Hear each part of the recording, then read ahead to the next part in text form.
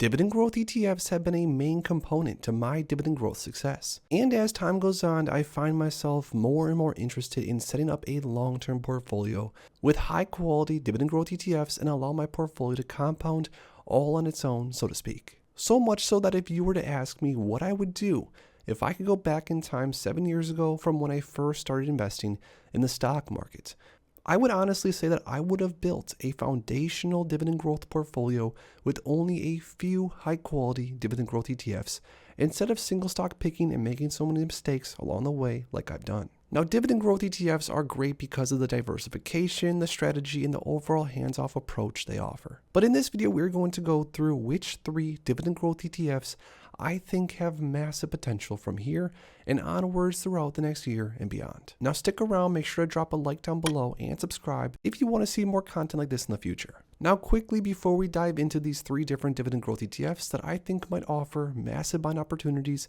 I want to go over some of the major things that I look for when assessing if or if not a dividend growth ETF is actually good and if it could potentially be a buying opportunity. Now the ETFs are going to have all these following attributes in order to basically make the cut. They're going to need to pay a dividend, of course, and have a history of paying dividends long term. And also on top of that, speaking of dividends, they are going to need to have dividend growth.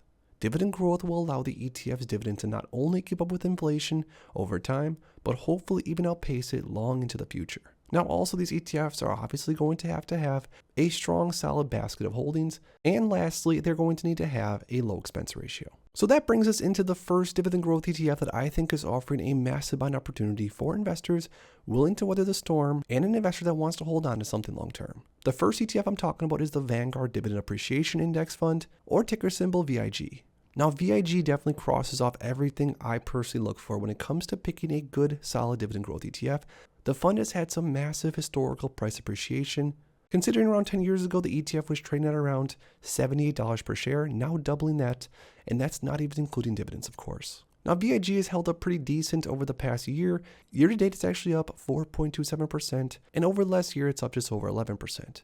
Now, VIG is trading towards the higher end of the 52-week range, so this is one that I personally am looking to buy if it gets a little bit closer to that $132 mark, because as of right now, it's closer to the $167 range. Now, the reason I love VIG is because of the holding breakdowns, considering technology is the largest portion of the entire breakdown, which means VIG is going to have a little bit higher beta, and this means that there's probably going to be a little bit more volatility, but that being said, there's also going to be higher potential for upside when the market chooses to rip. The top 10 holdings in VIG are self-explanatory. Companies like Microsoft, Apple, ExxonMobil, United Health Group, we got JP Morgan, Johnson & Johnson, Visa, Broadcom, Procter & Gamble, MasterCard, and 318 different stocks make up this ETF, meaning that this ETF is very well diversified. Even if 10, 20 different stocks in this ETF perform bad, there's nothing really to worry about, especially when these are the top 10 holdings. In my opinion, these are some of the best companies and biggest companies in the world, and I think these companies are going to be around much longer than I am.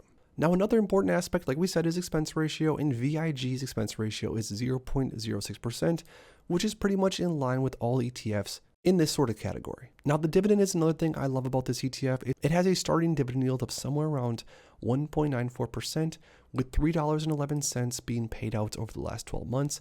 But also very important, one of my favorite metrics when it comes to dividend growth investing is none other than dividend growth. VIG has had a trailing 12-month dividend growth rate of 8.56%, which is not bad whatsoever, 11.75% over the last 3 years, 9.89% over the last 5 years, and 7.88% over the last 10. So visually looking at the dividend growth that VIG has offered, they are paying more and more in dividends substantially over time. To be specific, around 10 years ago, they were paying around 40 to maybe 33 cents per share per quarter, and now it's just around double that, meaning that investors are getting paid twice as much as they were 10 years ago. Now, the next dividend growth ETF that I think is offering a massive opportunity for investors is none other than the Schwab US Dividend Equity ETF, or ticker symbol SCHD. Now, SCHD could be offering an actual massive opportunity, considering it's down 5.3% in the red, and that's just year to date. Over the last year, SCHD is about flat, but on the max time frame, this ETF has performed very, very well, up around 174+%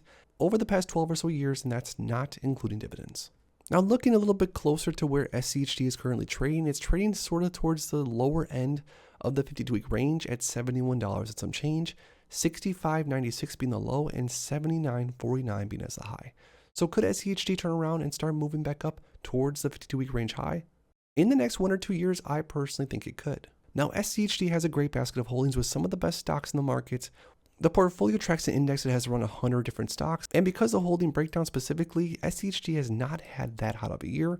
And even though this breakdown isn't necessarily going to be the highest beta, highest moving basket of holdings when the market turns green, SCHD is still full of different companies, different stocks that pay dividends, have continued to raise their dividends, and honestly are some of the most stable names in the industry. Now, SCHD's top 10 holdings are companies like Amgen, abbvie, Pepsi, Merck, Chevron, Coca-Cola, Pfizer, Cisco, Verizon, and Broadcom. SCHD's expense ratio is exactly the same of that of VIG at 0.06%, which is very low and I'm definitely pleased with. Now, another great thing about the SCHD ETF is that it has a much higher starting dividend yield compared to most other different ETFs in sort of the same category. SCHD's dividend yield is around 3.61%, with massive dividend growth historically. Over the last 10 years, 11.11% dividend growth. So as far as all my parameters, SCHD definitely right now seems undervalued in the long-term perspective. Pays a good starting dividend, has good solid dividend growth, a great basket of holdings, and also a very cheap expense ratio. Which is one of the reasons on why I've been nibbling and buying some shares of SCHD as of recently. Now, the last dividend growth ETF that I think could be offering a massive buying opportunity right now for investors that are looking to lock in a decent yield and wait is none other than Ishares Core Dividend Growth ETF, or DGRO.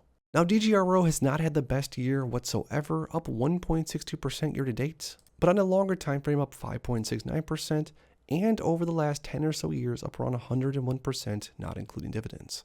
Now, DGRO is not necessarily offering the best deal of all time, considering it is trading at the higher end, 43 being the low and 53 being the high, and it's currently trading at just over $50 per share. Now, DGRO also offers a nice high quality basket of holdings, around 430 different stocks, with healthcare, financials, and technology being the leading sectors.